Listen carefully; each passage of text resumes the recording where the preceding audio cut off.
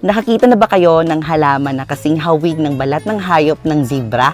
Ito ang ating halaman na tinatawag sa scientific name niya na Guelpersia zebrina. Napakaganda ng halaman na ito. Sa common name ng halaman na ito ay tinatawag itong zebra plant. Pinangalan siya na zebrina dahil sa dark leaves at green stripe ng mga dahon nito. Kasing hawig kasi ito ng zebra markings. Tingnan nyo naman. Ang zebrina itself means with stripe like a zebra. Kaya naman marami ang nauhumaling sa halaman na ito dahil sa mala velvet at stripes ng dahon nito. Dito sa Pilipinas, ito po ay ginagawang indoor or landscape na material dahil maganda ang dahon at nagko-contrast ito sa greenery ng inyong garden. Dahil cultivated din ang mga halaman na ganito. Pero ito po ay native to the Brazil o sa bansang Brazil. Doon ito tumutubo o doon sila nagmula. Kung meron kayong mga alagang aso o pusa at gusto nyong maghalaman o magtanim din ng mga halaman, itong mga kalateya natin ng mga zebrina ay perfect na perfect sa inyo dahil ito ay non-toxic to animal and sa atin. Kaya naman, perfect na perfect ito for beginners na din. Karamihan kasi ng mga species ng mga kalateya ay hindi po siya toxic.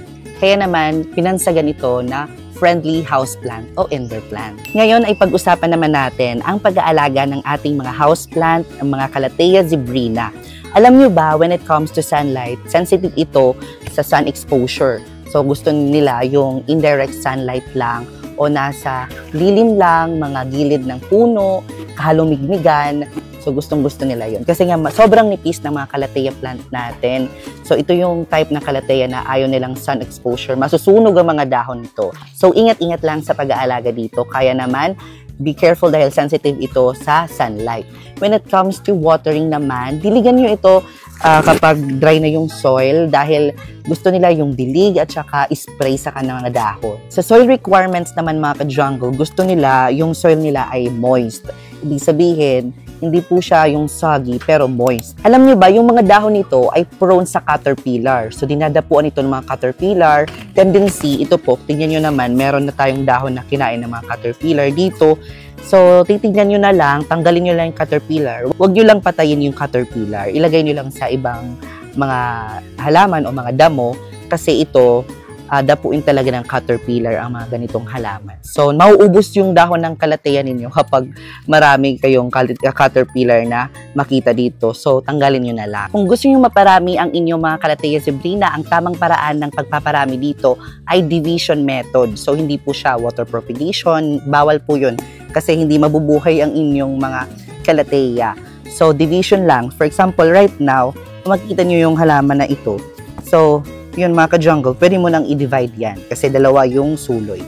So yan po yung pagpropagate o pagpaparami. Sa karagdagan mga ka-jungle, alam nyo ba, tinatawag din ito na prayer plant dahil tuwing alas 6 ng hapon ay parang nagpipray sila, tumitiklop ang mga ganitong halaman. Mahirap talaga alagaan ang mga ganitong halaman ng mga Calathea dahil uncommon ang halaman na ito at cultivated dito sa Pilipinas.